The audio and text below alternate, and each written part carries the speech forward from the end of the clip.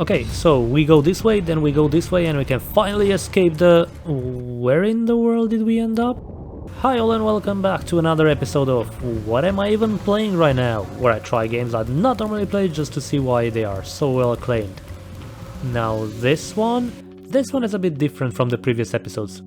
For this one I had absolutely no clue what to even think about the game or what genre it actually is. All I know is that I kept seeing it mentioned by a lot of people and that the review scores are really good. What do I think it is? It basically looks like a horror game with PlayStation or PlayStation 2 graphics, that's all I can tell. As this game is quite new, I do need to say this. We will go through the whole story of the game, so if you don't want to get spoiled, go play it yourself. Otherwise, join me in understanding why this game seems to have captivated so many people so fast. One last thing. I wrote this after I finished the game. This can get very gory or have disturbing scenes, so click away if that's not your thing. Here's some of my other videos, go check this out instead. Let's begin. We are in a spaceship where where things are happening? It's one of those games where the actions at the beginning of the game don't make much sense. I actually thought I failed at steering the spaceship and we are now headed directly towards an asteroid. That's not what actually happened, but we will come back to that later. So this game is a first-person game that contains small puzzles. Nothing too fancy. You must do this action but you can't because you need a key? Well, look around and you find it. These sort of puzzles. Anyway, we exit the cockpit and walk down a corridor of endless doors where the atmosphere gets creepier and creepier until we can't proceed any further and the door is locked. Oh no, he's right behind me, isn't he? The horrific it's just a horse. That's not that bad. So this horse seems to be the mascot of the company we are working for, as we can see posters all around the spaceship with advice on how to work properly. We now cut to 2 months later. This game does this a lot. The way the story is progressing is that you learn things by going back and forth in the events, and it mainly splits in two from now on. Before the crash and after the crash. Before the crash we play as Curly, the captain, and after the crash we play as Jimmy, the captain wannabe. So 2 months after the crash we are presented with a group of people at the table with a nice sunset in the background created by a huge screen. The team is discussing whether or not they should touch the cargo they have. It seems that they are working for a company called Pony Express to deliver cargoes around space. We are now 2 months in and apparently the food supplies can only last for 4 more months, so the team wants to open the cargo in hopes it's something that can help them survive while waiting to be rescued. To do that we need to grab Captain's code scanner to learn the code to open the door. Of course I don't do that at first and I try some random codes just in case. Doesn't everyone do that? There was method to my madness. I tried to type pony using the numbers where the respective keys would be located on a phone. Nothing worked, so we actually had to do it properly. Fine, let's go see the captain who has seen better days. He kind of reminds me of something, but I can't remember what or who. Oh yes, the Eva unit from Evangelion. This game is not the type of horror game that has jump scares as the main ways to induce horror. Instead, it's the atmosphere that makes this horrifying. For example, the sound effects the captain does are just morbid. When you get close to him you can hear him struggling to just breathe. It gets even worse as we have to give him some painkillers, so we have to open his mouth and force them down his throat, so you get to hear him choking and crying. Yeah, I'll avoid making you listen to that, so you'll just have to trust me and we will escape from the city. We investigate the ship and I start to notice this foam everywhere. At this point I was thinking this has to be linked to why the crew survived. It seems to act like a cushion and is everywhere on the ship. So we get the scanner, learn the code and open the door and the game crashed. Not really actually. The way the scenes change is by making it sound and look like a game crash and I like that. Let's rewind a bit 7 days before the crash. We play as the captain as Anya has to conduct a psychic evaluation on us. However, she finds it hard to deal with Jimmy, one of the crewmates, so we offer to help by conducting the evaluation for her. As I said earlier, the sound effects are really well made, so check this. We go in the utility room where we help 2 crew members as one got stuck in the foam somehow, so the atmosphere is quite light-hearted with some silly music playing in the background. As we head off towards Jimmy though, the music slowly changes and becomes more terrifying alongside with the layout of the ship changing as we are now descending a staircase with seemingly no end. We go through a door and then have nowhere else to go but jump off to the end of Evangelion. This place doesn't have crosses though, instead opting for ladders. We eventually find our way to Jimmy and conduct his test. We find out a few more details about Captain Curly. He expresses that lately he's been struggling and is not decided if he wants to stay on the ship just because he's been successful as a captain. He seems to be terrified of the idea that this is it for him now. He is the captain of the ship and that's that. He climbed the corporate ladder and reached the top. If he moves ladders now, he would have to start off at the bottom of one, so maybe it's safer for him to stay on this ladder. Anyway, we get this letter from the corporation and change the scenes where we are in front of a TV and can change the channels. This, I believe, might be a bit more insight on what the story is trying to tell us, as two of the ads have to do with a corporate setting. One of them showing a loop of people being miserable at work but getting paid enough to have a holiday where they go to forget about work. The second one is a man selling what I guess is snake oil for company CEOs, where it promises them more profits if they use it. I do wonder what this is supposed to represent. The final ad is... are you ready for this? A mouthwash bottle. Notice how at the bottom it says that the company will not accept responsibility for any harm caused by the use of this product. I wonder if this will be relevant. So yeah, it was mouthwash that the crew was delivering. A full cargo spaceship of mouthwash. This is also useless as it's too sugary apparently to even be used as a disinfectant. No worries, as one of the crew members will take advantage of that and just drink them. This scene seems to be here to show the pointlessness of them possibly dying trying to deliver just mouthwash. In a way, making them feel like their life is meaningless as initially they thought what they were delivering might be quite important. I think the game is trying to tell us something. We go back 6 days before the crash to deliver some sad news to everyone. Company is going bankrupt and so they are all fired. Worst timing to deliver the news because the crew members organized a party for us. I think it's time to talk about the crew members. Who do we have? Jimmy, a guy who struggled back on Earth with something. Anya, a soon-to-be medical student. Maybe not too soon because she doesn't seem to be good at the role. Swansea, the guy who worked at the company so long that his time in the company is of legal age of drinking now. Daisuke, rich parents sent him to learn the ways of engineering from Swansea. And Curly. After delivering the good news, we cut the cake. We also cut to 3 months after the crash. Curly needs his medicine. We cannot give him the medicine, so let's go check around the ship.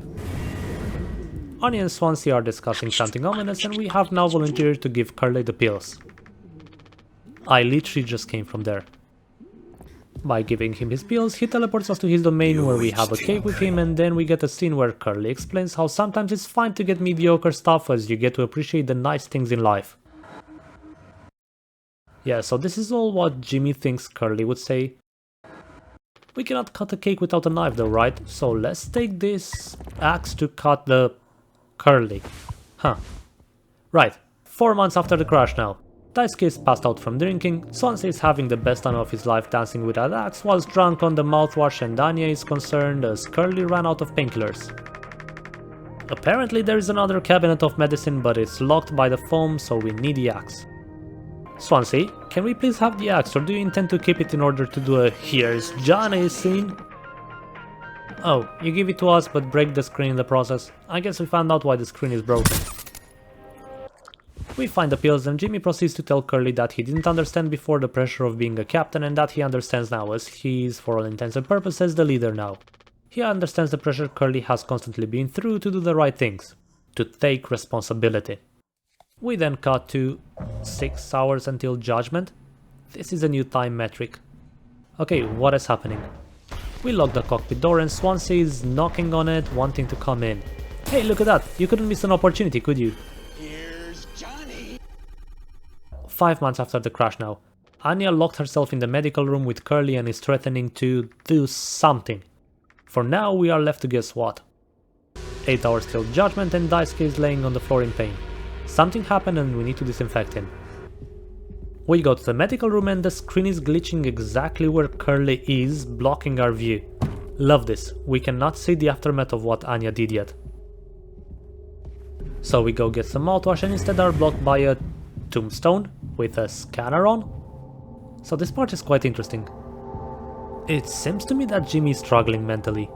The representation of what he struggles with appeared to be real for us. For example, this tombstone seems to represent the grief over someone's death. Whose death?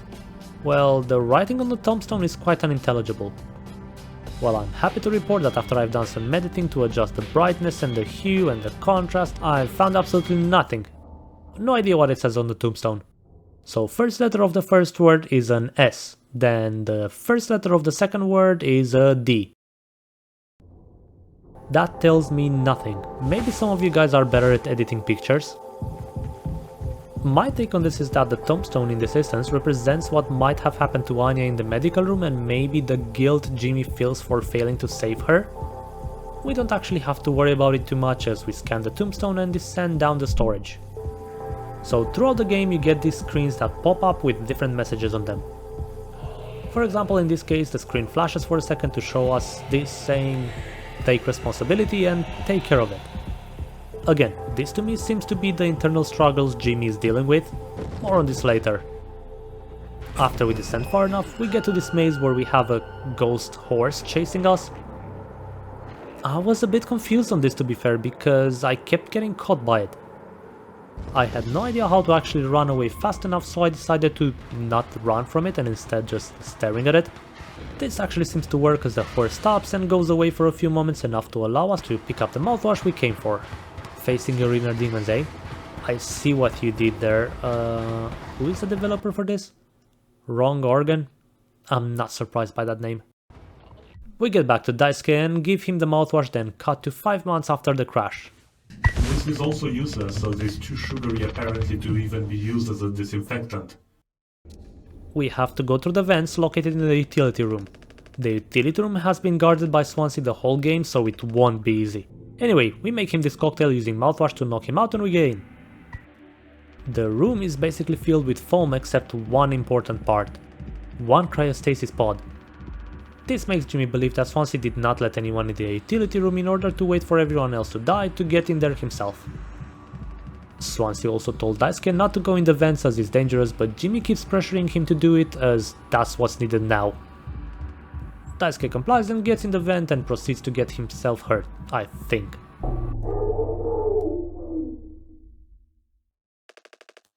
We cut to one day before the crash, where we as Curly have to find where a gun is located.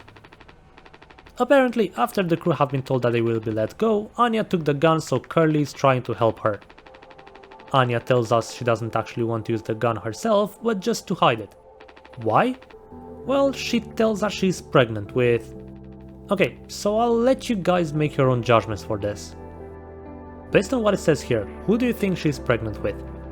Curly asks and she replies with, Captain, I told you. Curly then says he's known him for a long time and he'll talk to him. Okay, so what is the interpretation here? To me there's two possibilities. Curly is definitely referring to Jimmy as he has known him for a long time. Okay, first interpretation. Anya was sleeping with Jimmy but was also sleeping with the captain and got pregnant with him. She knew this would anger Jimmy and was fearing for her safety. Second interpretation. Anya is just in a relationship with Jimmy, but somehow her getting pregnant is a huge deal, enough to anger Jimmy? At first I thought this is quite plausible because they may just get fired if HR found out they are having a relationship as colleagues, but no, that doesn't make sense as she does this after they lose the jobs. What is your take on this? So yeah, Anya wants to make sure that Jimmy never got the gun. Cut back to 6 hours until judgment.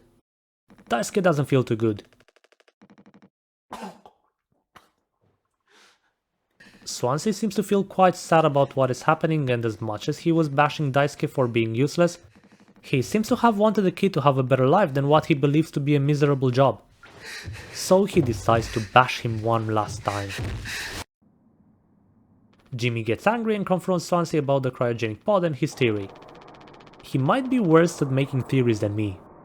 He even got angry that Swansea might have persuaded Anya to do something. However, Swansea says that he did indeed talk to Anya, but she told him stuff, not the other way around. Swansea actually does not seem interested to get in the pod and is actually telling Jimmy he can get in it if he wants, as he doesn't care. So before we continue, I want to see what we have gathered so far. My personal interpretation of this game is that it's about two main things. 1. Working in a job that does not fulfill you. None of the characters seem to want to work here. Anya ended up here due to her medical school. Daisuke was sent here to do an internship by his parents. Jimmy seems to have had no other jobs he could have done, so he was taken here by Curly. Swansea seems to just be content working here but does not really enjoy it, and then there's Curly. Curly seems to have played the climbing of the job ladder game for a role he doesn't enjoy being in. Second main thing of the game. Taking responsibility and the pressure that comes with it. When playing Curly and Jimmy, they seem to both experience moments of anxiety or panic attacks when they have to take responsibility. You can see this as we discussed earlier when Curly is preparing to take a psych evaluation test with Jimmy, as his mental health seems to have made him feel trapped and we have to get out of that before conducting the evaluation. Same goes with Jimmy. However, it's quite interesting as for Jimmy these visions seem to reflect what have already happened most of the times rather than him getting the visions in preparations for what's to come. For example, the tombstone doesn't seem to represent the possible future but rather demons of things that have already happened. This will be quite important moving forward as demons in Jimmy's head will become more and more prevalent. We go to the medical room to grab the gun and finally found out what happened with Anya. She has decided to end her suffering next to the captain but left the captain alive. One interesting thing that I missed the first time I played this, and I'm only realizing it now when I look back at the footage, is that the room's floor is now filled with blood. This is because Daisuke got hurt in the process of getting in the room, and we can see the blood dragging out of the door as he crawled basically to just open the locked door and then crawled where he lays now. We get the gun and we see how Swansea is coming in for the kill. We cut back to the day of the crash and Anya says that she told Jimmy about the situation, so now Curly wants to have a talk with him. Right, so an important part. Jimmy says, "What do you think will happen when we get back?" If Curly would have had an affair with Anya, surely this wouldn't be the first thing he would say. Instead, he chooses to focus on what will happen now that she is pregnant. We might have a hint of what is happening as the screen flashes. We get the usual text saying, "Take care of it," but this time it also says, "Kills 99%. Right, I'll 99% get it wrong, but I'll give it a try. Could this be a disease that newborns have in this world that threatens humans, and as such having children is now frowned upon? I'm saying this because if this kills 99% would refer to a disease killing 99% of the children born, then Jimmy would surely not be so angry about the future but rather sad. He then says everything they accomplished so far will not matter anymore when they got back. Curly then says Jimmy got through difficult situations before and he can work through this one day at a time. Jimmy then says that it's not just him that has to deal with it, as Curly was the captain, so everything that happened on the ship is his responsibility and he will be hearing that for the rest of his life. If this was dangerous enough that when they get back their lives would be in danger, there would be no point in saying this. So then this happening must be something that will be frowned upon by the people on Earth? Jimmy then says there is another way out. A tragic accident so no one will find out this happened. All of this just because someone got pregnant. I'm 100% sure I'm missing some clues here. Finally, he says he will take care of it. We play as Curly now during the system failure at the beginning. We get to the cockpit entrance and find Jimmy there. Right, so the scene at the beginning was actually Jimmy manually steering the ship to crash into the asteroid in order to avoid what was about to happen when they returned home. Okay.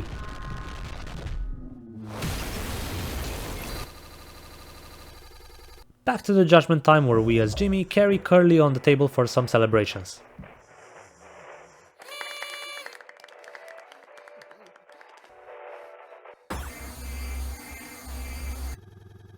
We presumably got back a bit in time to take responsibility by going through the vents to reach the utility room.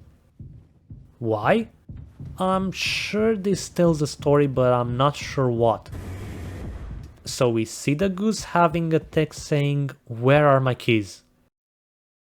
Okay, Swansea was looking for the keys to the utility room. Is that what pushed him to do what he did? That cannot be it, as the medical room doesn't have Curly on it anymore and Swansea is already dead, so why would we go through the vents? An interesting scene follows as we reach the end of the vents but have nowhere to go. The note is telling us there is no turning back now, but we have nowhere else to go, so we turn around to go back. We cannot do that as it seems a shadowy figure catches us and we get sent back to the note.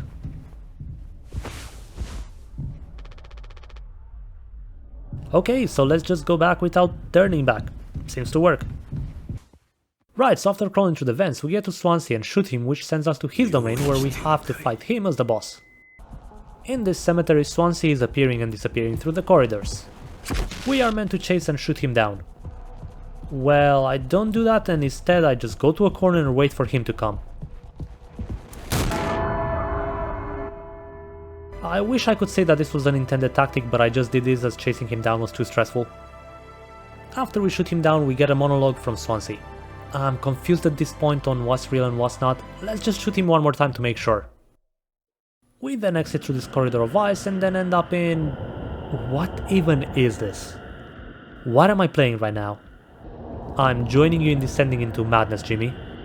We go through this windpipe and end up exiting through Curly's mouth only to get the most disturbing scene in the game. So we have to feed Curly parts of his own leg that we just cut up earlier. His intestines are too scrambled, so we have to use the pipes to fix them. You remember this guy? Yeah, this is him now. After many failed attempts, we get to see Jimmy apologize to Curly for not understanding how hard it can be to have so much responsibility on your shoulder, as he says he will take care of it again. So we get to this scene where we are using an ultrasound scanner to scan this... Again, what am I even playing right now? I'm scanning for horses, which makes this creature appear and then we get trapped in the vents again. We get a few more text boxes that seem to imply someone is indulging in drinking the mouthwash, and considering Jimmy's the only one left alive, technically I'd say it's him. But the text box color doesn't line up with that. The color is grey. Grey has represented Curly's dialogue throughout the game, so... I don't know. So we have to escape this creature and I have no idea how I did it because it seemed very random, but I did. Escaping this seems to have helped us come back to reality where we put Curly on the table and chopped off his leg. Right, so anything in between when we have put him on the table and now must have been inside Jimmy's head. He processed the events of the game internally and decided to put the captain in the cryogenic pod for him to actually have a chance of getting rescued, and then shoots himself, and that's the end. Wow. Okay, so why do I think this game became such a huge hit? For one thing, I really dig the PlayStation graphics. There is something so charming about new games using those graphics to create games. I'm sure I'm not the only one on this. Secondly, I think this game is akin to other horror games where a lot of theorizing behind it is possible. What I said in the video is just my interpretation and I'm sure I've gotten things wrong, but after finishing the game I'm keen to see how others have interpreted it. Finally, I think the points the story is trying to make might resonate with a lot of us. It's all too common that we end up working on roles we might not actually want but need. This story emphasizes the pointlessness one might feel in such a role in a brilliant way. The game is definitely worth this praise. I give this game an EVA unit out of 10. That's it for now. If you stuck with me until the end, I challenge you to descend below the video and feed the subscribe button. I'll see you in the next one. Bye!